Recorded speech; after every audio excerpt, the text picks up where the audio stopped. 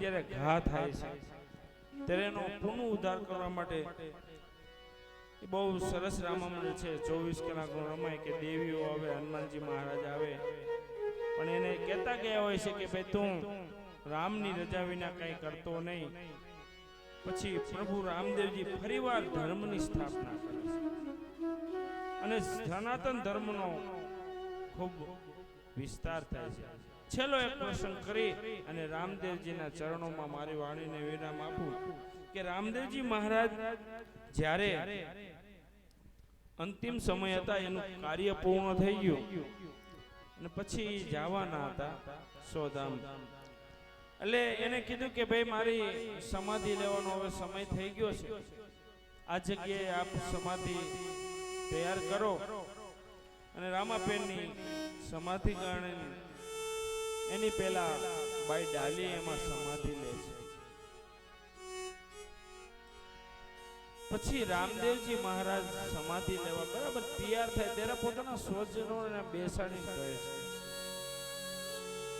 કે હું આથી સમાધિમાં બેસું પછી તમને કોઈ પણ આવીને ગમે તેવું કહે, તમારે મારી આ સમાધિને ખોલવાની નથી. આટલું તમે યાદ રાખજો. અને ખૂબ ભાવ વિભોર થતા એ સ્વજનો આજુબાજુના બધા ભક્તોએ રામદેવજીને પોકરણગઢમાં, જે અત્યારે નિજ મંદિર છે ત્યાં પોકરણગઢમાં પીરની સમાધિ અપાય.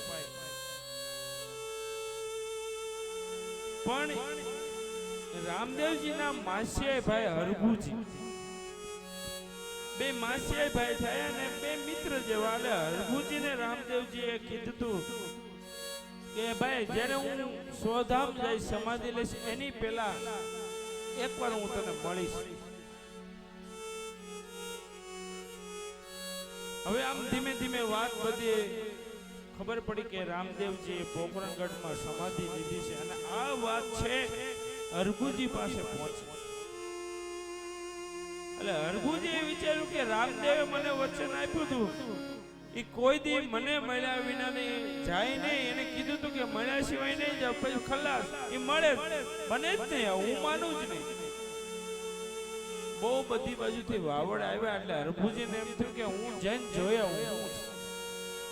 હરભુજી ઘોડા ઉપર અસવાર થઈ ઘોડો લઈને પોકરણગઢના સીમાડે આવ્યા.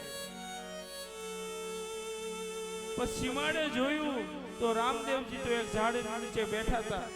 અમલની ડાબલી ગેડીઓ બાજુમાં પડ્યો હતો. અને ઓલા ઘોડાને આવતા જો રામદેવજી કે એ હરભુ આવ ભાઈ આવ, ઘડીક બેહીએ.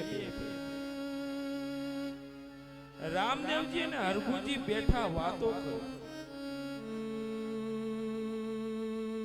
પછી થોડી વાર પછી રામદેવજી અદ્રશ્ય, આ એક લીલા છે, અદ્રશ્ય થઈ જાય છે.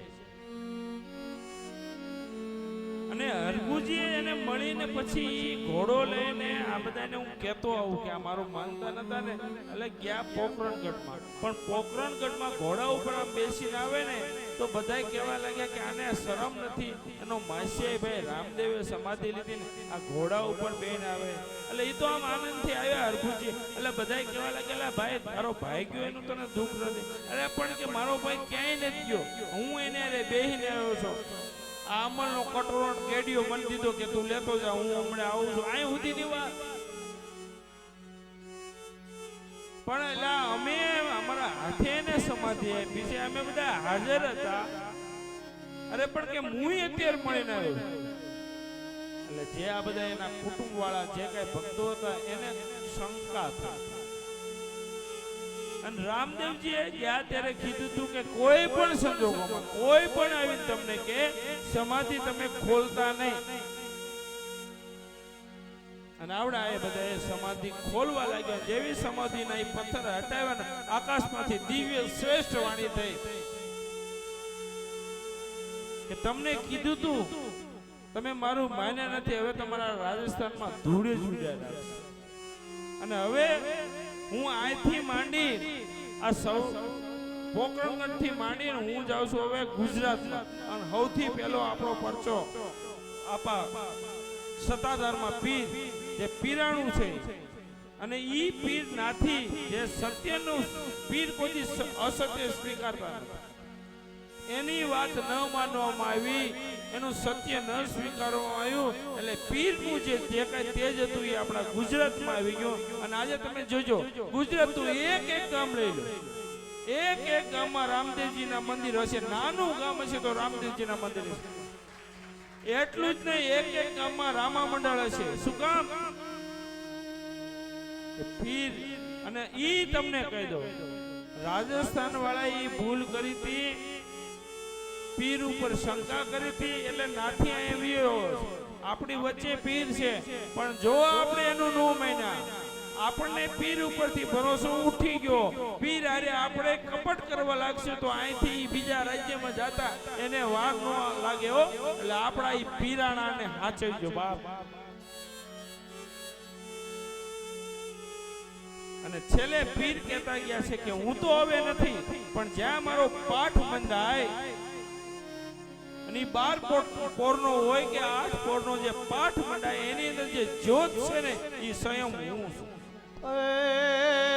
રામા રૂપ બતાવજો, અને જ્યારે કરીએ ધૂપેડા જ લઈને અમે ધૂપ, પણ અવર અવર દેવના દીવડા બળે.